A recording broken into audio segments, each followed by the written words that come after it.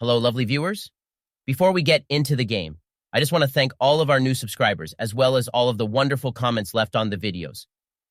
I am so glad that people are enjoying these videos as we are having so much fun making them, and our writer is enjoying creating the stories, as well as learning about D&D through research and your suggestions.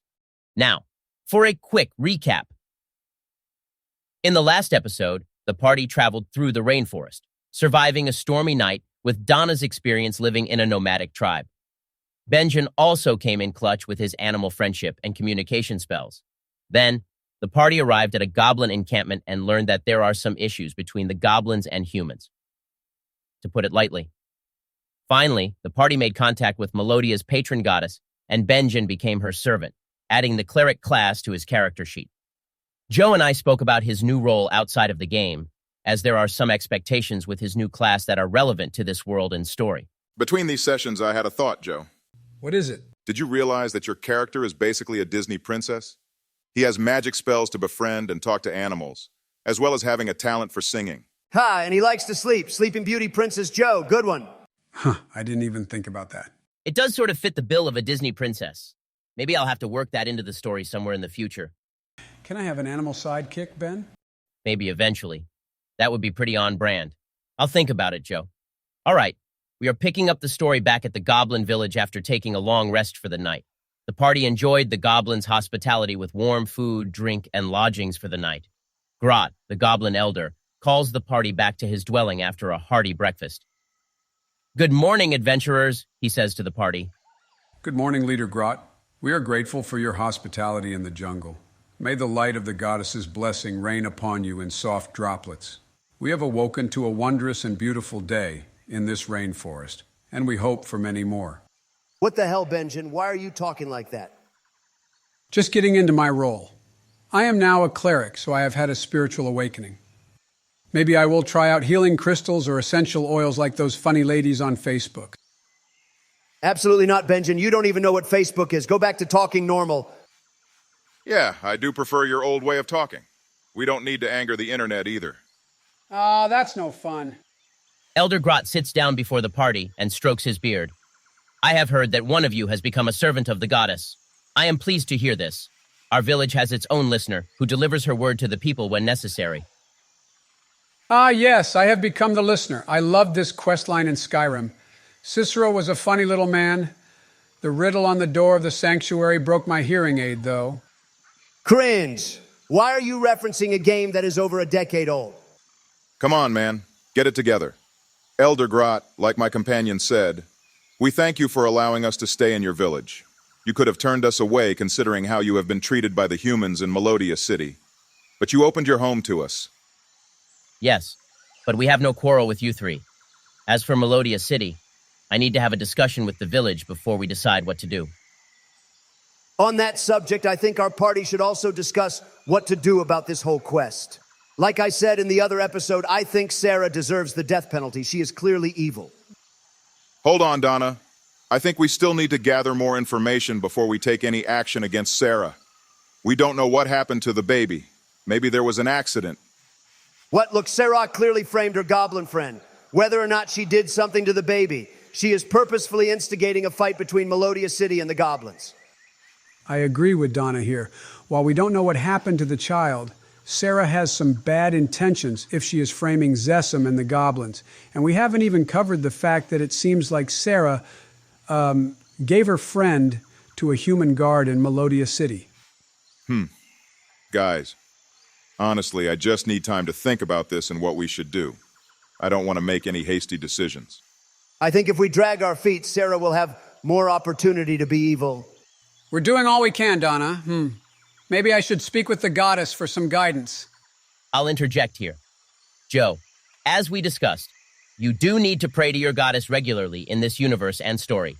She may also have directions for you to follow or acts to perform. This is what it means to become a servant of the goddess. I see. So, his secondary class comes with some expectations. Interesting. Ha, I see. Joe has become a simp for a power-up. Donna would never need to lower herself in this way. I seem to remember you were annoyed that you didn't get a secondary class last episode. And now I've changed my opinion. I can't change my opinion, just like the woke left unable to accept that people change. Chill, Donald. Grot ignores the bickering of Donna and Merrick. Instead, he addresses Benjen. The goddess will certainly give you guidance about where to go from here. I would have you speak with our listener, but he is always deep in a meditative trance and only leaves his hut to deliver the goddess's words to our village. You will need to speak directly to her for your own direction. That said, I was contacted by the messenger about seeing the three of you to your first temple offering. She should meet all of you at the entrance of our village later today, perhaps after you consult the goddess on your own. I see. We thank you for this advice, Elder Grot. Benjen, we will let you have your time to pray to the goddess.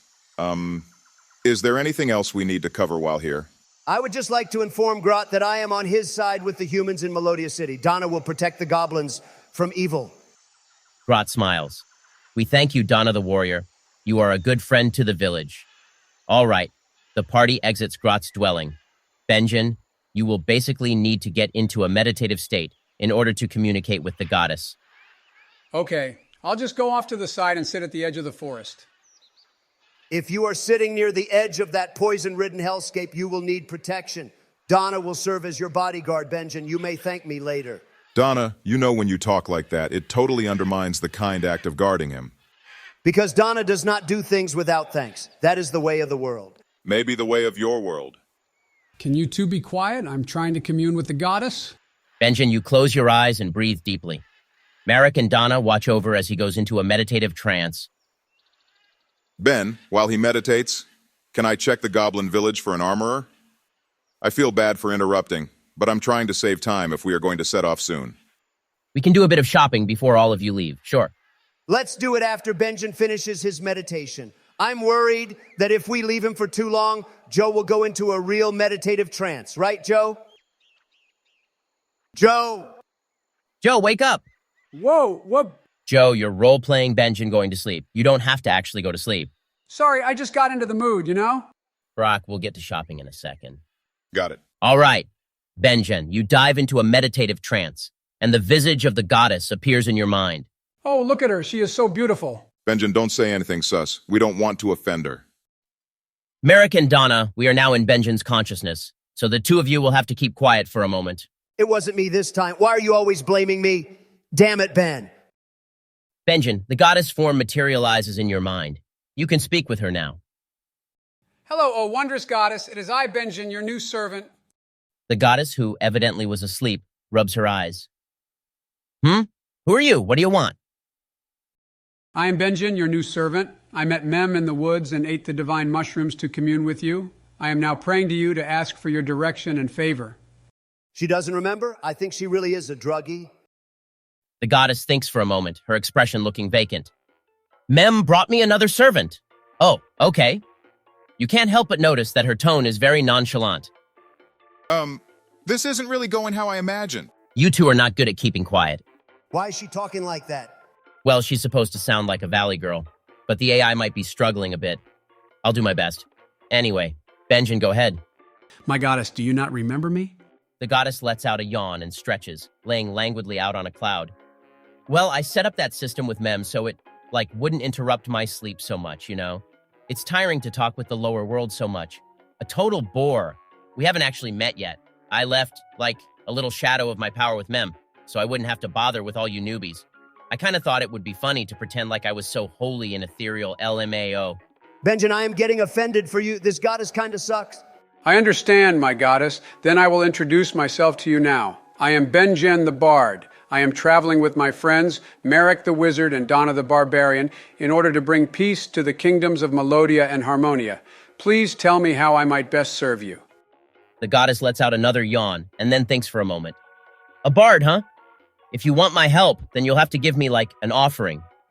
Can't you play me a lullaby or something? I would be glad to, my goddess. Benjen, ask her about the directions she gave back when you ate the mushroom. She said something about reuniting her with her sister? Sorry for interrupting, Ben. I'm just afraid if we don't cut in, Joe will forget all about what we covered in the last episode. Oh, yeah, my goddess, you asked us to reunite you with your sister, and something about not being able to hear her voice, and something else. We of the party will be glad to fulfill this request. Please tell us where we should start. The goddess tilts her head in confusion. Oh, that? That's just something newbies do when they, First become one of my followers. It's not a special quest. This goddess sucks. Benjamin, get a refund on your new class. Control Z, screw this. Let's not be so quick to judge. She certainly has a unique demeanor, but that doesn't mean anything. Benjamin, ask her for specifics about what she wants you to do about the path of her sister's song, or whatever she said. You two are supposed to be silent. Ben, we all know that if Barack and I didn't interrupt, this scene would go nowhere. Fine. I will concede that leaving things to Joe might make the scene a little difficult. My goddess of harmony, tell me the path I should take so that you might hear the voice of your sister once more. The goddess lets out an annoyed groan. I have to tell you that too? Didn't Mem teach you? Grot mentioned that Mem is meeting us at the entrance of the Goblin Village. Maybe that's what she wanted to talk about. Yeah, that makes sense. Why the hell did she disappear yesterday then? The goddess thinks for a few moments, and then answers Donna, breaking through the confines of Benjen's meditative state. Oh, right.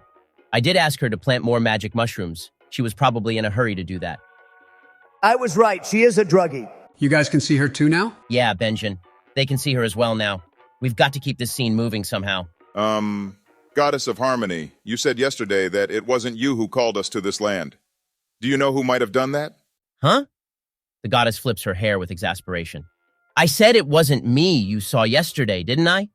Gosh, do you think I'm so totally stuffy all the time? Anyway, I don't reach out to the mortal plane. It's such a drag, TBH. I'm going to ignore her rudeness. Do you know an entity in these lands that might grant prophetic dreams? The goddess of harmony thinks, a frown forming on her face. Dunno. You could ask my sister. She'd probably know. She lets out a long sigh. Are we done yet? I'm so tired. By all means, do not let us keep you from your rest, my goddess. But how are we supposed to speak with her sister? The goddess scoffs and rolls her eyes. Follow Mem's directions, duh. Oh, I'm going to sleep now. Bard, if you want to talk again, you have to prepare an offering. I like music, sweets, and magic mushrooms, okay? Yes, my goddess, I will prepare many gifts for you. The image of the goddess clears. Benjen, do not forget that you will have to pray or prepare gifts for the goddess regularly as an acolyte. Anyway, I'd like to shop in the Goblin Village real quick. I need to add something to my character to increase his AC. What's wrong, Merrick? Scared that you can't hold a flame next to Donna? Shut it, Donna. And the phrase is can't hold a candle to. Anyway, I saw in the comments that you aren't even supposed to be wearing armor. What? Didn't you know that? Barbarians aren't supposed to wear armor. Whatever. I don't need to follow those stupid rules. They can't tell me what to do. That is literally the purpose of rules. They tell someone what to do. Not me. No one tells me what to do. Sure, whatever. Anyway, the party looks around the Goblin Village, but there is only one shop that might be able to fill an order for human-sized adventurers. You could leave an order with them and pick it up later, Marek, if you want to get some new armor. Right, goblins are quite small and wouldn't have armor for a human or similar size up. I'm sure Mem is going to meet up with us for some kind of quest, like Grot alluded to. So we could put off the shopping trip until after that. You want to wait to go shopping for later? Yeah, I think that's the best bet. If, hypothetically, I left my measurements with the armorer here, I suspect I would be expected to buy something, even if it's too expensive. We could make a trade if we don't have enough gold. Trade what exactly? We could take Donna's armor and trade. Excuse me, what? Not a bad idea. Like I said, barbarians aren't even supposed to be wearing armor, Donna. That's what the comments said. That is fake news. You cannot steal Donna's clothes or armor. What do you think you are doing? I cannot believe this. Look at this. Two grown men literally trying to steal Donna's possessions, the clothes off her back, in order to clothe themselves. If I was still allowed on Twitter, I would get you two so canceled. We're just kidding with you, Donna. Don't be like that. Don't you dare talk to Donna that way. Well, let's move on. The party see Mem at the entrance of the Goblin Village, waiting for them. She is still wearing her witch attire and mushroom hat, but carries a travel pouch for adventuring. Good morning, Mem. It is good to see you again. We were told by Elder Grot that you wish to see us. Yes, Mem says. I am here to accompany the Goddess of Harmony's newest acolyte to his pilgrimage. I apologize for disappearing yesterday. I got a sudden request to spread new mushroom spores in the rainforest. I understand. Thank you for taking your time to accompany us. Of course. If you are all ready, we will leave at once for the temple. It is about an hour's walk from here, hidden deep in the trees. I will explain more once we arrive. I don't mean this to sound rude, but will this pilgrimage take long? We have another quest that we are in the middle of. The journey to and through the rainforest temple will not take more than a day. You will be back at the goblin village before the sun is down, I believe. Is that good enough? Yes, that is perfect. After we complete this errand, we can focus back on the baby quest. The party, plus Mem, arrive at the rainforest temple. The temple is a large, moss-ridden stone structure with a staircase leading to an open archway. This is the goddess of harmony's rainforest temple. She gestures to a statue at the front of the temple and continues. Servants of the goddess must perform a piece of her ritual song before this stone statue, and then the road to the central temple will become known. Well, there are 3 temples in all before the central temple. But you get the picture. This seems so unnecessary for a goddess who just likes to sleep and eat drug mushrooms. Mem looks annoyed with Donna's comment. The goddess is a lover of music, and the music you must play here is part of an ancient tradition long known to Melodia. You must bring melody back to the goddess of harmony. After all, true music cannot exist as one or the other. You need both melody and harmony to create song. Yeah, whatever. So Benjamin has to play the song at the statue and go to the next temple and then do the thingy at the other place and whatever. What's in it for the rest of us? Mem glares at Donna. Well, there is treasure within these temples. You must traverse the goddess's challenge underneath the temple in order to learn her sacred music. And the goddess imbues these temples with her power to replenish the rewards for her followers. Treasure, say no more. We will crush this challenge and collect all the treasure. So, Mem, are you going to join us for the challenge? Yes. The goddess told me that she was concerned about her new servant getting confused in the temple. For that reason, I will assist you in this first challenge. Beyond that, however, you must find your own way. I will not guide you through the challenge. My only role is to ensure that you are not, well, killed outright. We will complete this challenge, and I will perform this ritual for the goddess. We shall not fail in this quest. Why are you so into this, Benjamin? Oh, I just want to make the goddess happy. She seems like a nice lady. Simp. Chill, Donna. Let's go with it for the story. Even if we aren't enthusiastic about this goddess, I am interested in this temple. Also, I have the suspicion that Mem is kind of a cracked character. I want to see how she fights. I will not confirm nor deny Mem's abilities, though I did plan out a detailed character sheet for her. Anyway, the party and Mem step down the staircase and into the lower temple. The light fades behind the adventurers. As the party arrives at the bottom floor of the temple, there is a sliding sound behind the characters, stone scraping against stone. A door has sealed the adventurers into the depths of this temple. All right, guys, this is going to be our very first dungeon of the campaign. Ben, I can't lie. This goddess is a stupid character, and I had a feeling this was going to be a dungeon of sorts. Ordinarily, I would bully you for the stupidity of all this. But Donna is ready to kill something and claim the treasures of this dungeon. Donald and Donna both like shiny things, noted. Well, I'm curious to see how all these stories weave together. I smell some lore with this goddess, even if she is a bit of an eccentric character.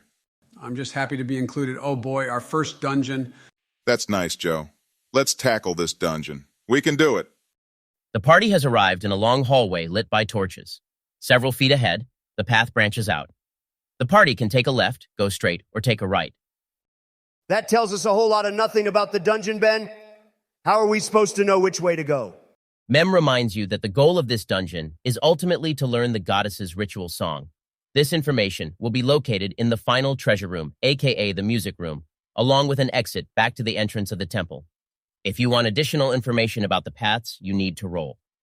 Fine. What can I see about the 3 branching paths? I got a 6. Okay. Donna, the only information you can glean is the sound of something moving across the stone in the path ahead of the party. You have no idea what the sound is coming from, however. I will run towards the sound. What? Think about it. It could be a monster ahead, and monsters always guard treasure. Donna, don't be an idiot. That treasure is mine, boys. Donna, as you run ahead, you find your path blocked by the figure of an insectoid creature. It is ribbed with black armor-like carapace structures with legs jutting out of the back of the bipedal creature. You kill it with fire. Kind of looks like a spidery monster. Spiders are arachnids, not insects. Hey, have you guys seen that one anime? Isekai anime are my favorites. This is no time to be a weeb, Benjamin. Get your head out of your ass. Let's beat this thing. Mem, irritated by Donna's lack of caution, pipes up.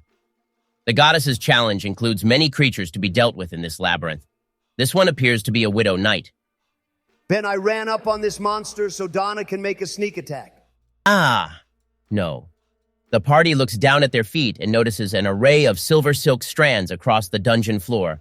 While the silks are not sticky, they are connected to the feet of the widow knight. One of you want to roll investigation? I got 16. Marek, you recognize these silks as something similar used by other monsters. While this variety of silk does not trap opponents, it alerts the owner of the web when creatures approach. So, no sneak attack, Donna. Damn it. Let's all roll initiative now. I got 16. 17. 12. Mem got a dirty 20 and the Widow Knight got a 19. The combat order will go Mem, the Widow Knight, Benjen, Marek, and then Donna. This is so rigged. A godly warrior woman like Donna would not go last. The godly warrior woman Donna is going last. Mem begins the fight by casting Erupting Earth as a 5th level spell. 5th? Holy shit! She warned you that this dungeon is no joke. Anyway, the Widow Knight is unable to dodge Mem's spell, which does 28 bludgeoning damage. Earth and stone cracks into jagged posts, colliding with the armor of the monster.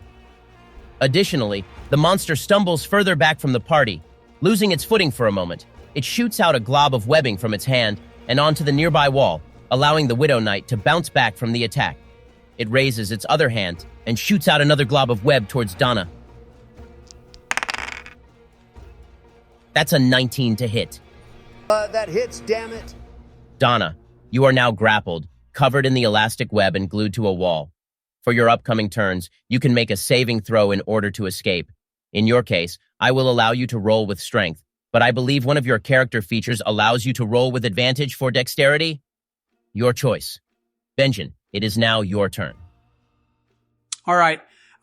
Okay, I'm going to use Bless as a 1st level spell, which allows the other 3 members of the party to add 1d4 to an attack roll or saving throw. I also want to use Bardic Inspiration on... On me! Use it on me! Okay, I will use Bardic Inspiration on Donna. Just as a note, Benjen, I'm going to switch the order of those 2 actions, since Bless requires you to keep your concentration for the spell to stay active. I don't think that's proper form, but I haven't explained to you all about concentration spells.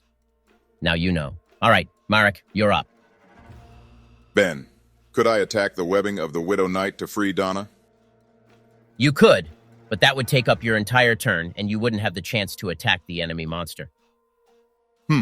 Do we know how many hit points this monster has? Can Mem tell me? I'm kind of terrified that she did 28 damage to it, and it seems to be doing just fine. Without going into specifics, Mem notes that this enemy could take several of her attacks without falling. Oh shit. Okay, sorry Donna, but I think we need to kill this thing as soon as possible. Let's just say I trust in your ability to escape on your own. Fine, I get it, Marek. I was expecting more whining from you. I'm well aware that we are in some deep shit. Now isn't the time. Fair enough. Okay, I'm going to cast Burning Hands as a 2nd level spell. Dex save is 13. That's a natural 20. Are you kidding me? Marek, as you cast the spell, the Widow Knight dodges out of the way. Additionally, as your flames make contact with the stone floor of the dungeon, the monster's warning webbing catches flame. Sparks shoot up all around you. All of you will need to make a dexterity saving throw to avoid the flames beneath your feet. Donna, you will be exempt from this. Unluckily, the fire does not spread to the webbing that is grappling you. I got a 4. With the blessing, that's a 6. I got an 18. And Mem got a 12. Marek, you will take 2 points of fire damage before stomping out the flames under your feet. Okay, that's not too bad. Your turn, Donna. Okay, I'll make a dex saving throw to escape from this webbing. I get advantage with danger sense. I got a 13 and an 11. Do you want to add a roll from Bardic Inspiration? Do I need it? I can't tell you that. Oh, come on, Ben. Fine, I'll add it to the 13. What the hell? This is so rigged. I only got one. This game is trash. Donald, you get to add another dice roll because of Benjamin's blessing. Benjamin, I am sorry that I ever doubted you or your trash goddess. I got another one, even with 2 extra rolls. I only got a 15. I hate this game. Well, I did anticipate this since you guys were getting really lucky last episode. I didn't expect the luck to even out so quickly, though. Anyway, Donna, you struggle in the webbing, but you aren't able to wiggle your way out of being grappled. I'm gonna get a refund on these dice. Donald, we are using online dice to roll. I'm gonna get a refund on this computer then. Don't sweat it, Donald. We'll get through this. Joe, you and Benjamin better shut up and bless us harder, or we are all going to die. We are back at the top of the round. Benjamin, I believe your blessing lasts up to 1 minute. We'll say that ends after this next round, okay? Mem will take her turn. First, she casts Wall of Sand as a 3rd level spell. In addition, she uses 2 sorcery points in order to cast another spell as a bonus action. She casts Erupting Earth as a 4th level spell, which hits, dealing 23 bludgeoning damage. So, Mem raises her arms, and a sandstorm raises in the hallway of the dungeon, blocking the path between the party and the Widow Knight, which is now blinded. She stomps, and more pillars of earth erupt from the ground, hammering into the monster and knocking it back from the party. The Widow Knight is looking very weary now, and you can see chinks in the monster's armor. What an absolute legend. Mem is my goddess. A sorcerer, huh? Maybe she is multi-class like Benjamin. Yeah, I am concentrating. Now it is the monster's turn. As I said, it is blinded. It shoots out 2 globs of web from its hands but misses. The globs splat onto the stone walls around you. Benjamin, it is your turn. If you want to cast another spell or attack, you will have to break your concentration. Don't do it, Benjamin. I need you so I can escape, and also so we can kill this monster. But that part is less important. I will keep concentrating on this blessing. Can I use Bardic Inspiration again, though? I'll use it on Donna. I'll allow that. Got it. Next up is Merrick. I'm gonna attack with poison spray. That will hit automatically since the Widow Knight is blinded. What's the damage? 9 damage. Kind of pitiful next to Mem. It is what it is, I guess. All right, Donna, you're up. And I'm going to escape from this damn webbing, all right? 14 with the extra dice roll. Knight, that makes 20. Nice. Donna, you are finally able to free yourself from the webbing on the wall of the dungeon. Perhaps it was the whipping sandstorm nearby that loosened the silk fibers. Nope. That was all Donna, the greatest warrior woman. Now can I attack the monster? No, you spent the turn freeing yourself. That is complete and utter horseshit. We're back to Mem. She casts Ice Knife as a 2nd level spell, which hits, as the monster is still blinded. As the cold shard pierces the carapace of the monster, it deals 2 piercing damage. Suddenly, it explodes around the creature, dealing an additional 6 damage. The Widow Knight stumbles, struggling to stay upright and alert.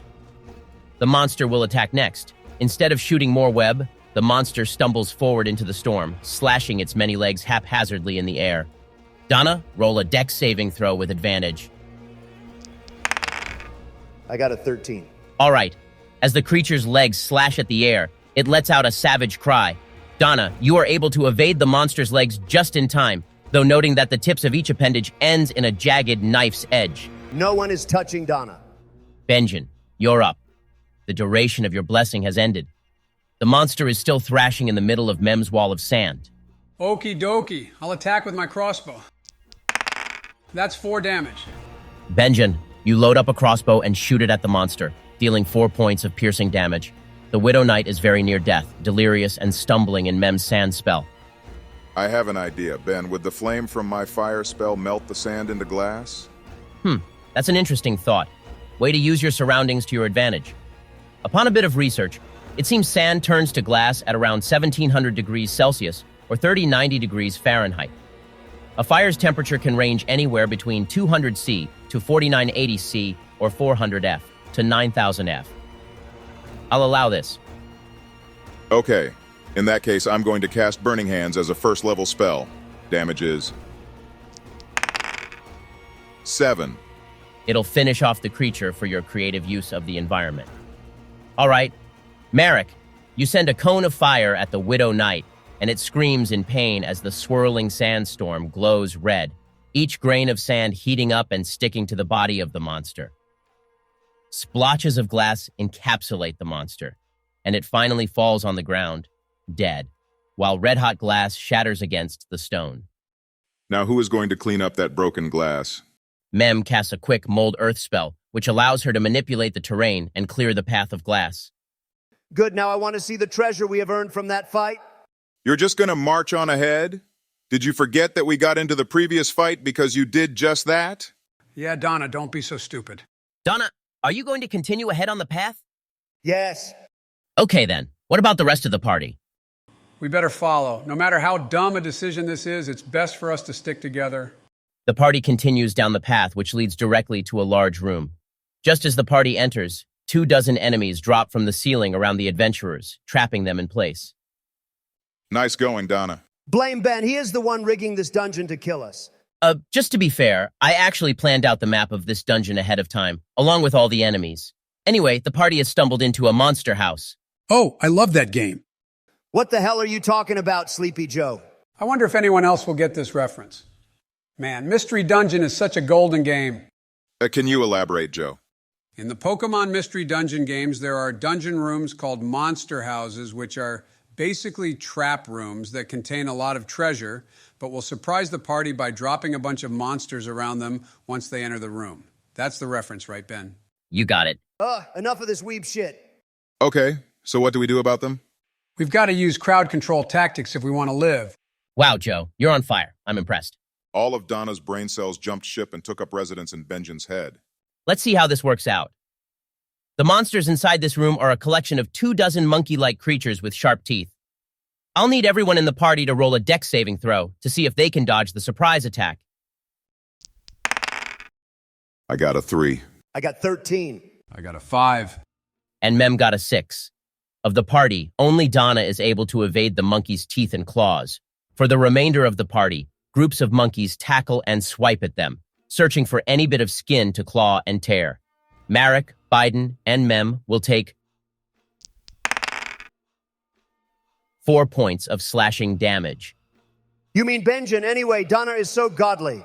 How is it fair that Donna is the one who bursts in to initiate the fight, yet she is the only one who evades the surprise attack? The dice giveth, and the dice taketh away. Now, let's all roll initiative. I got 16. I got a 4. I got 6. And Mem rolled a 19. For simplicity, I'll roll the monkeys in groups of 6, and they got 8, 1, 12, and 14. So the combat order will go Mem, Marek, 3 groups of monkeys, Benjamin, Donna, and then the last group of monkeys. Mem uses mold earth, forming the ground into a long, sharpened pole that drills into several of the monkeys. The pole does 7 points of piercing damage, impaling and killing a group of the monkeys. I don't know if that's the proper use of that spell, but I'm not complaining. Barak, don't question Ben. He will kill us. My turn.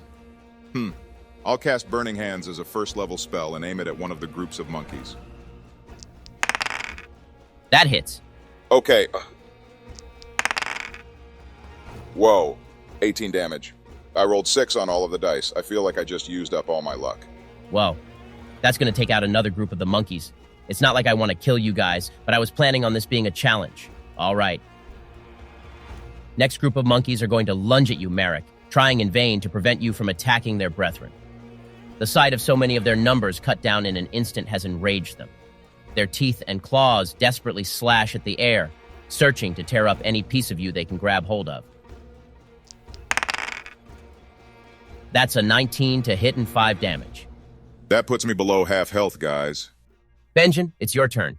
5 little monkeys jumping on the bed. One fell off and bumped his head. Mama called the doctor, and the doctor said, "No more monkeys jumping on the bed." Joe, focus. Oh, right, okay. Can I cast sleep on the monkeys? Sure. Roll for how many monkeys are put to sleep. Your roll will be for the hit points, as detailed on your character sheet. I got 27. All right. This is complicated with so many monkeys to deal with. That would put almost an entire group of the monkeys asleep. All right, I'll give you that. Benjamin, you were able to put one of the groups of monkeys asleep. The party will need to act quickly so that the final group of monkeys do not shake their brethren awake. Leave that to me. I'm going to attack the group of monkeys that are still awake. Ben, I want to step between the two groups of monkeys to block the path. Sure, I'll allow that. I'm going to enter a rage and attack with my hand axes. I can only attack one monkey at a time, though. I'll let you roll to hit the monkeys in the group. Roll 6 times for a hit.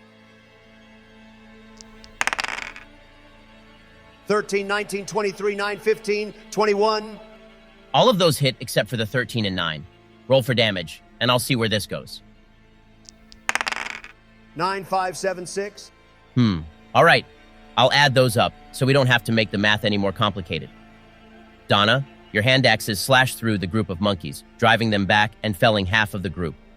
6 monkeys are still under the effect of Benjen's sleep spell, and Donna successfully drove back the remaining group of monkeys, killing 3 of the 6. Of the original 24, 9 are still alive. Okay, we're back at the top of the round, so Mem is going to attack next. Mem uses Acid Splash, aiming for the 3 monkeys that were pushed back from Donna's attacks. She focuses on 2 of the 3, and it hits both of them for 11 damage. That finishes off 2 of the 3 monkeys. Mem's acid shoots across the room, soaking 2 of the monkeys, who scream and dissolve into a bubbling liquid that pools on the stone floor. Marek, you're up. Okay. I want to attack that last monkey before we deal with the sleeping group. I'll cast Firebolt across the room.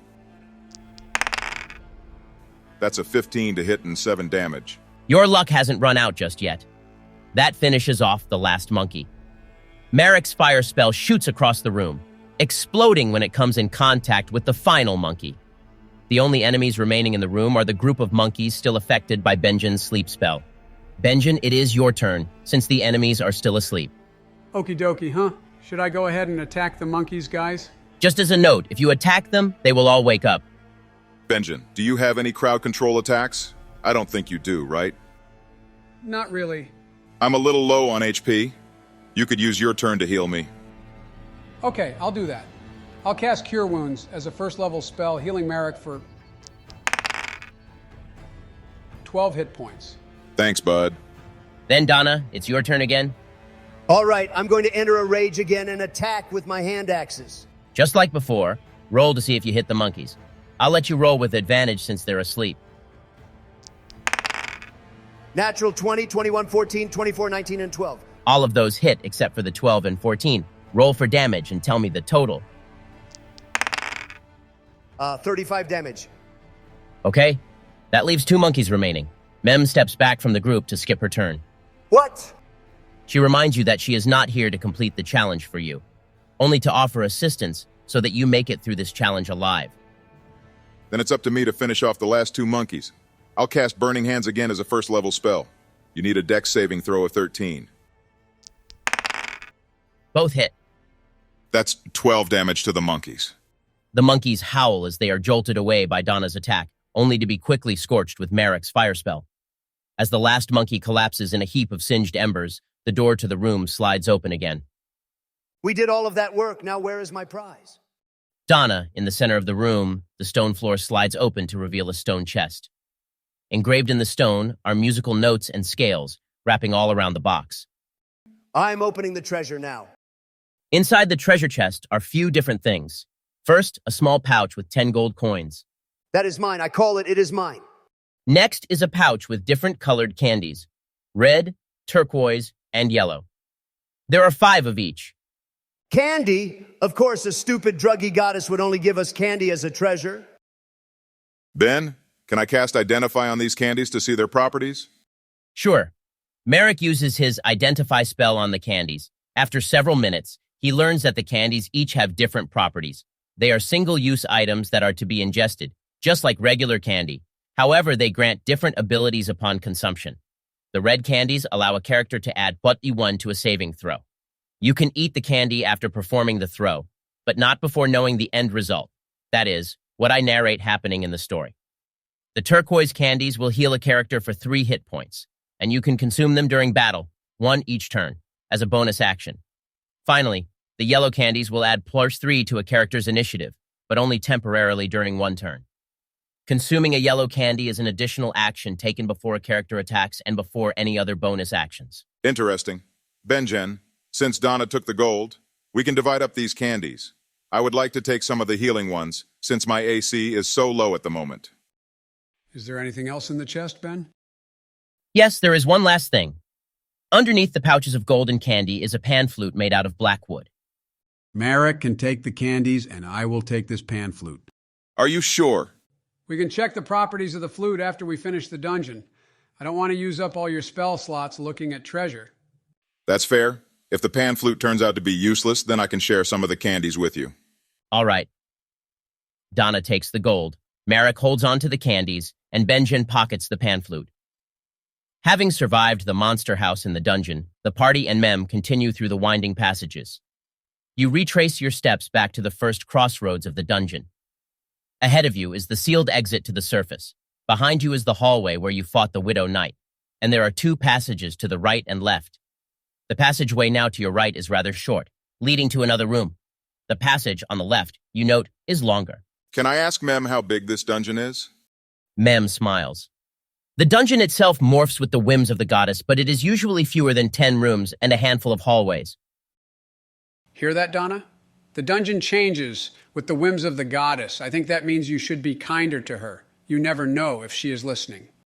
Well, just don't charge ahead anymore, Donna. The enemies in this dungeon are no joke. Ben, can I sense anything ahead from the hallway to our left, the longer one?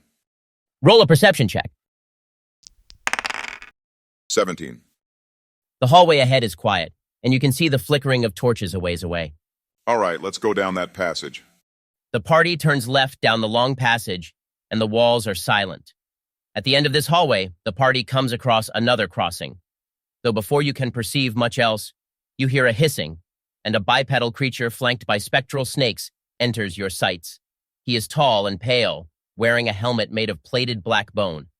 Horns rise out of the helmet into a sort of crown. There are no holes for eyes on his helmet, but a gaping maw in the lower half of the helmet reveals his mouth, complete with large teeth and a forked tongue. He stands before the party, waiting. Ben, that thing is very cool, but it is also very ugly. That's no way to talk to a new friend. Can Mem tell us what this is? She sure can. He appears to be a cobra, a hybrid snake being. They are intelligent creatures, though not usually thought of as very friendly. I will draw my hand axes ready to kill. Wait, I have an idea. Barack, give me your flute. My character's name is Merrick, but sure. You just got a flute of your own, Benjen. Use that one. I know I need one like those neato snake charmers I saw in Egypt as a boy. It was back when they were building the pyramids and met the pharaoh, and we... Joe, focus. You can't spiral right now. Right. I, Benjen the Bard, the newest servant of the goddess of harmony, will charm this snake. Ben, I will roll a performance check. I'm not sure if this is crazy or genius. Sometimes it's hard to tell with you, Joe. All right, let's see what happens. That is a dirty 20. Wow. All right. I did actually have a fight planned out there, but Joe had some quick thinking. Nice. Benjen, you begin to play Merrick's flute in a hypnotic drone, and the cobra tilts his head with the music. He sways back and forth as you play, and the party slides past him against the stone walls. You pass another branching set of hallways, but decide to keep backing away in a straight line, following the lines of the stone walls. The music continues as the party backs away from the creature, further into the dark hallway. The cobra relaxes. It seems you have made it past an enemy without needing to fight. Nice job, Benjen. That was some creative thinking. Yeah, I'll give that one to you, Benjen. Mem nods in approval. The goddess was right to allow you as her servant. Only the brightest serve her. Did you guys hear that? She called me the brightest. Joe, I complimented you, but don't make me take it back by saying something sus. The party continues down the long hallway until they come upon a collection of rubble blocking the passage. Mem places her hand on the rubble and then speaks up. Beyond this point is the music room. We will have to find another route to the room since this one is blocked. Ben, don't make us go back and fight that snake thing. We can run back into one of the side hallways that we passed by. There are ones to your right and left. Which route will you take? We should let Benjen choose. What? You led us to that monster house room thing, and then I chose the next hallways. It's Benjen's turn. Okay, let's go right. No reasoning for the choice. My bright brain tells me that right is the way to go. Also, bright contains the word right. Sure, okay. The party turns to the right corridor, which feeds into an irregular-shaped room. Behind the party again, the stone door slides shut. Not this again, Benjen, you dumbass. You have sent us to our deaths. Whoopsie. Ahead of the party are two jaguars with glowing orange eyes. Their ears are curled with wispy fur, while they both sport trails of extraneous tails like tentacles. Behind them, you can see a ray of sunlight falling over a stone treasure chest. Benjen, you godly bastard. You have found more treasure, and it will be mine. I suppose we can't use animal friendship or something clever like before? Mem answers you. No, these creatures are too intelligent for that spell. They appear to be spectral jaguars. It will be another fight. Fine by me. We're rolling initiative. I got a 4. I got 18. I got a 15. Mem got an 8, and the two jaguars got 16 and 17. That worked out nicely. The combat order will go Donna, the jaguars, Benjen, Mem, and then Marek. Donna, since you are attacking first, I'll let you know that the jaguars are about 10 feet away. Now this is what I am talking about. I will defeat these kitties. Donna is going to attack with her great axe and aim for one of the jaguars. Yes. Natural 20, 21 damage with that crit. Great start. Donna, your great axe swings down a devastating blow against one of the jaguars, dealing 21 points of slashing damage. The jaguar's limbs appear to cleave right off, but then they slowly drag themselves back to the body of the creature and reattach. This seems to take some effort, however, and the jaguar lets out a huff. The jaguars will now attack. Their tails tangle together and the pair lunge as one. As their claws come in contact with your skin, you do not feel the heat of blood, but instead a strange icy cold surge through your skin where the jaguars attack. 18 to hit and 26 cold damage. Holy shit, Ben. What the hell? Donna, your initiative was 18, right? You are now afflicted by a slowing spell, pushing your initiative down to 16. Instead of being the first to attack each round, you will go after the jaguars. But I get to attack them again, then, right? It's after the jaguars. Since you make a good point, I'll let you throw a javelin. The jaguar's AC is 16. Sweet, okay, I throw the javelin, and it hits it, dealing 7 piercing damage. Donna throws her javelin, and it makes contact with the jaguar she previously attacked. It drives through the body of the creature, damaging the semi-corporeal body. Benjen, it is your turn. Okay, I'm gonna cast Sleep on the Jaguars. Let's all take a nap. Benjen, you cast Sleep on the jaguars, but they are unaffected. Damn it, Benjen, you lost us a turn. Wait, I'll use Bardic Inspiration too. Is that your last slot for it, Benjen? I would save it.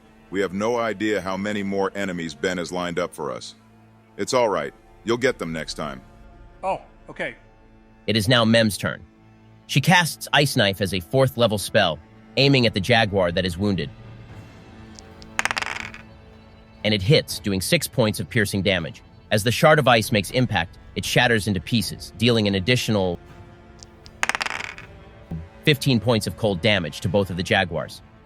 Queen! Now who's the simp? Mem, additionally, is going to use 2 sorcery points to gain a bonus action. With that, she will cast Erupting Earth as a 5th level spell. And it hits both of the jaguars for 35 bludgeoning damage. The jaguars are covered in splotches of ice and battered from the earth, hammering into their semi-spectral bodies. One of the jaguars is looking extremely wounded and near death, while the other appears fatigued but angry. Holy hell. Mem's damage output is crazy, and she is only joining us for this dungeon, right? We have to figure out a way to do the others on our own. I'm kind of terrified. All right, my turn. I'm going to aim for the more wounded of the jaguars. I have an idea, Ben. Can I relay it to you to see if it will work? Hit me with it. I'm all about creative solutions. The jaguars are covered in ice, and the ground beneath them is uneven from Mem's spells. I want to use a fire spell to melt the ice, which will turn the ground partially to mud and sort of slow them down. Interesting. I like it. Go ahead and roll. I cast Burning Hands as a 1st level spell. The dex save is 13, and I think the creatures can dodge that. Actually, it hits them as well. What's the damage? 14 damage to each. Okay. Marek, your fire spell singes the jaguars, dealing 14 points of fire damage to both and melting the ice around them. The uneven ground soaks in the water, turning to a slippery mud. One of the jaguars slips in the terrain, suddenly disappearing from existence. As the other witnesses this, it growls, glancing back between the blank space where its friend stood and the party. After another moment, the jaguar sits and lowers its head in a bow. Then, it fades away. Behind the party, the door of the room slides open. So it just gave up? What's that about? Want to roll a history check? Sure. 18. Many creatures fight in pairs or even packs, and once they have lost their companions, see it is better to turn tail and run rather than fight on. Makes sense. Yeah, it was smart to run. It knew if it stayed, we would have killed it and sent it straight back to hell or whatever equivalent this world has. Anyway, Benjamin, I need you to heal me. I am almost dead, and it is all your fault for leading us into this death trap of a room. I would not have made such a rookie mistake. Obviously, we should have turned right in the hallway. Right is the best. You should know this from politics. First of all, we did turn right, Donna. Turning right into this room was what led us to this fight. What? That is fake news. Whatever. Just ignore her, Benjamin. Yeah, keep spreading that fake news to make yourself feel better. Anyway, I seem to remember there is treasure in this room. Tell us what we got, Ben. Right. You open the treasure in this room. Inside the chest, which is considerably larger than the previous one, is an assortment of items. You find 50 gold coins, a pouch full of various gemstones, a strange necklace, and 2 mysterious potions. The pouch of gemstones contains the following: 2 alexandrite, 3 topaz, and a smoky black pearl. The strange necklace has a pendant that resembles a small cage. The 2 mysterious potions are also very small. One is a pearlescent white, while the other is vibrant green. I want the gold. The gold is mine. This is much more than the previous chest, even though I think getting the previous chest was more difficult. But maybe that was because we just jumped right into fighting instead of using more clever tactics. Anyway, I think we should wait to go through all this loot until we finish the dungeon. I want to save my last few spell slots in case there are more fights. I can identify all the magical items when we are safe in the Goblin Village. I think that's a good idea. What about the gold? I should keep it all. Donna, we'll figure out what to do with all of that when we get back to the village. I don't feel like dealing with you right now. All right, the party collects the items and approaches the exit of the room. There are only 2 pathways remaining, the one with the cobra and the final, unexplored hallway across from you in a straight path. Let's keep going forward. Okay. The party presses forward. Soon, they come upon a corner, where the hallway turns left. To their right is a small notch in the wall with a little goddess statue. Oh, I bet this is a little puzzle. I will pray and pay my respects to the little statue. I must show my reverence to the goddess. All right. Benjamin, you and Mem bow in front of the tiny statue and close your eyes in a short, silent prayer. At once, a small stack of silver coins appears at the foot of the statue. Mem nods, collecting her share. The goddess has sent her approval. Well done, Servant Benjamin. Nice, I would have ignored that myself. With that, the party journeys down the one remaining hallway. The lights dim a bit, and then a light blue glow twinkles ahead. Marek, you recognize the glow to be the work of some warding magic. As the party approaches, you further can see that this warding magic is a complicated spell that forms a blockade between the hallway and the next room. Only a single member of the party may go forward. All right, I'll convey all this to the party. Looks like only one of us can go into the next room. If there is an ambush, it could be really bad. Ben, can we see into the next room at all? A bit. The 3 of you can see ahead without needing to roll for anything. You notice that the room is divided by pillars into 2 sections. Beyond that, there doesn't appear to be an enemy in the room. You would still be able to see whoever is inside the room from outside this ward. Okay, we need to figure out who is going in the room. I think I need to do it. Benjamin, that is the stupidest thing you have said today. No, really. This temple is all about me trying to prove myself as a servant of the goddess of harmony. I think I should be the one to go ahead. Ben, can Mem tell me anything else about this challenge? Well, she does mention that you are very close to the final room. This room ahead will likely show you the path into the music room. Yeah, in that case, Benjamin should go ahead. If he runs into difficulty, we can help him from behind this spell. Help? How? If he gets jumped, how the hell are we supposed to save him? I don't think the goddess would do that here. There's probably just a riddle or puzzle ahead. Go on, Benjamin. We will wait here. Okay.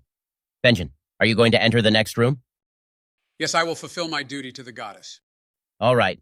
Merrick and Donna, as Benjen steps through the warding spell, your voices are muted. I told you this was a bad idea. Now look. Benjen, you cannot hear the voices of your comrades, no matter how loud they may shout. Benjen, you are a dumbass. Benjen is so ugly. Benjen pees the bed at night. Benjen's mommy washes his pee stains. Shut it, Donald. Like I said, no matter how loud the other adventurers may shout, you cannot hear them. All right. Benjen, inside the room, which is divided by the pillars, you see two carvings into the stone wall. On one side is the image of a woman holding a blank canvas. Her hair is light and flowy. You recognize her as your goddess, the goddess of harmony. On the other, the image is reversed. A woman is also holding a blank canvas, but her hair is dark with stars embedded in the strands. The two carvings are more than 20 feet apart. The room is also filled with a pleasant ringing of chimes, though there is no wind. Instead, you see that the large pillars in the room are comprised of many metal pipes, and water trickles down each one to create the musical ambience. Your footsteps also ring out in the room, creating a strange beat to the long musical ringing and chimes. Oh, how lovely. Between the two carvings, behind the large pillars and hidden from view, is a message that reads, "Offer your hand to my sister and me, and we will guide you to the musical key." Oh, a riddle. We're gonna die here. Benjen, you cannot hear the sound of your party mates behind the magical ward. And if Donna does not keep quiet, then Mem will take care of them, since they keep offending the goddess of harmony's sacred challenge. Okay, give me a second to think. I have to put my hand on the canvas of both carving, but 20 FT is very far. I can't spread my arms apart to reach both. I think I got it. I'll put my hands over the pillars with water and then press them against the stone. That will leave an imprint of my hand. Nicely done. I'm surprised you got it so quickly. Benjen, you leave a wet stain of your hand on each canvas, which fades away once both handprints are placed down. Immediately, the warding spell at the door of the room fades away, and you also hear a false wall scoot away to reveal a hidden passage to the final music room. You did great, Benjen. How the hell did you figure it out? I couldn't even put it together yet. Yeah, well, when Donna was yelling about how Benjen pees the bed, I thought about how it leaves a stain. And then Ben mentioned the water, so it's all thanks to Donna. Benjen was not supposed to hear that, as the warding spell nullified all noise from the other adventurers. See? It was all you, bud. Thanks. What a fun riddle, Ben. Thanks, guys. Anyway, the music room opens into a large space. On the opposite wall are carvings of the goddess holding assorted pots, out of which dribble various sizes of water droplets. These droplets then fall from the pots and tap on an assortment of mushroom caps growing from the floor of the room. And as the water falls, it produces a quiet note on top of the mushroom. The water taps out a soft pattern over and over. The same handful of notes. I'm guessing that is the part of the goddess's song that Benjen has to learn. Can he make out the notes by ear, though? Yup. As an experienced bard, Benjen, you can quickly memorize the notes. I have another idea, though. I have parchment and an ink pen in my character's backpack. I think Benjen should write down the notes. Not just so that he will remember, but in case Donna or I need to know or remember the songs when he isn't available. I can copy the notes for each of us. Good idea. All right. Marek, with the assistance of Benjen, you managed to make 3 copies of the music for yourself, Donna, and Benjen to hold on to. There is plenty of room on each parchment to write the other parts of the divine songs as well. Don't forget to tell us about the treasure. Right. In the center of this room is the largest treasure chest you have seen thus far. The party opens it and finds 120 gold coins, 5 additional mysterious potions, a magic staff, a magic scroll, a strange dull dagger, and pouch of gemstones. Before Donna turns into a loot gremlin, let's collect all this treasure and carry it back to the Goblin Village, where we can sort through it. I have a feeling that Donna is going to give us a headache, and I would rather be comfortable and take a rest first. Fine. Now that that's finished, Benjen has to perform this music at the goddess statue in the temple, right? Mem answers. That's right. There will be a magic circle to transport you back to the surface of the... Oh, wait. I forgot to tell you one other thing. That song isn't meant to be played at this temple. Is this some kind of sick joke? Mem glares at him. Do not insult the goddess here. She turns over to Marek and Benjen to continue explaining. There are 3 temples of the goddess in Melodia, and you must journey to each in order to reveal the location of the central temple. However, the song you learn in each temple's challenge is not the song you must play at that same temple. She leans down to the stone floor and gathers up some dirt before drawing a triangle with her finger. The 3 temples are in the rainforest, at the beach, and inside some cliffs spread out over Melodia. The song from the rainforest temple must be played at the beach temple, the beach temple song played at the cliff temple, and the cliff temple played at the rainforest temple. This is why followers of the goddess consider this journey a religious pilgrimage and an opportunity to prove themselves to the goddess with her challenges. I now understand why this has been lost to the humans. This is a pain in the ass. Donna, I'm sure there will be more treasure at each of the temples. That should be reason enough for you to go on this journey with us. This is all supposed to be Benjen's pilgrimage. Why are we involved? What does this have to do with our prophetic dreams? I don't know yet, but I'm sure they are all involved. Can I ask Mem more about this pilgrimage? I have a few questions. Mem, is there a challenge similar to this for the goddess of melody? Yes, if you wish to become a servant of her, then you must undergo a similar challenge in Harmonia. I thought so, but, we haven't heard anything about how to get to Harmonia or seen where it is. The only thing we know about it is that it is also an island kingdom like Melodia. Mem taps on her chin. Yes, it is sort of an island. To get there, you must go under. Under. Mem points to the ground, under, where the world turns over upon itself. Ben, I'm gonna need you to explain more. I don't think Joe understands. Explain it more for Joe. But that would spoil the surprise of the world I've created for all of you. Anyway, Mem continues, my correspondent in Harmonia will be able to tell you more about the goddess of melody and her rituals. And Harmonia is a kingdom just like Melodia? Mem nods. That's correct. Why? Well, we haven't heard anything about a king or ruler. Kingdom implies monarchy. I guess that's another point we'll have to unravel. This is a lot to take in. Mem, you are a sorcerer, correct? If I may ask, does this mean you were born with your power as the goddess's messenger? Mem's normally pleasant expression twists. You might say that. Oh, shit. I have some theories, but I think we should go back to the Goblin Village to regroup first. Then we can discuss and formulate our next plan. And go through our treasure. Don't forget about that. That too. Okay. Thank you, Mem. You have been a huge help to us. Don't take Donna's words too much to heart. All of us are just trying to stay on the right side of things and be a help to this kingdom. I understand, Mem says. She pauses for a moment and then adds another thought. If you wish to find or speak with me again, have Benjen the Acolyte send a message through the goddess. Besides the goblins or other rainforest creature villages, that is how to get in touch with me. She exits through a magic circle in the corner of the room, disappearing in a puff of spores. If we have everything in order, then we should go back to the Goblin Village and get stuff sorted. Sounds like a plan. I can't wait to be rich. The adventurers exit the dungeon, their treasure pocketed, and having learned the first part of Benjen's ritual music. The trek back to the Goblin Village is uneventful, and the adventurers tuck away back to their tent in order to go over the spoils of their exploration. As a reminder, the loot they collected is as follows: 180 gold coins, 15 silver coins, 15 colored candies, red, turquoise, and yellow, that Merak identified, a pan flute made of black wood, 2 pouches of gemstones, a pendant necklace, 2 potions, and then an additional 5 potions, a magic staff, a magic scroll, and a dull dagger. I think the silver coins should go to Benjen, since he is the one who found them. Also, with the gold, we can divide that evenly. That sounds good to me. No, that is not fair. Benjen got more money than us with the silvers. Also, Merrick, you claimed the candies already. This is not fair. Come on, Donna. Give me all the gemstones, and then it will be fair. Ben, can I use Identify on the gems? I want to check if any have magical properties. Sure. All the gemstones together come to 2 alexandrite, 3 topaz, a smoky black pearl, several small emerald chips, 2 opals, 10 pieces of quartz, and a very large chunk of amber. All of the gemstones are ordinary, apart from the smoky black pearl. The pearl has a strange magical property that absorbs and stores light, which can be used as a limited time light source before the pearl needs to be recharged by another light source.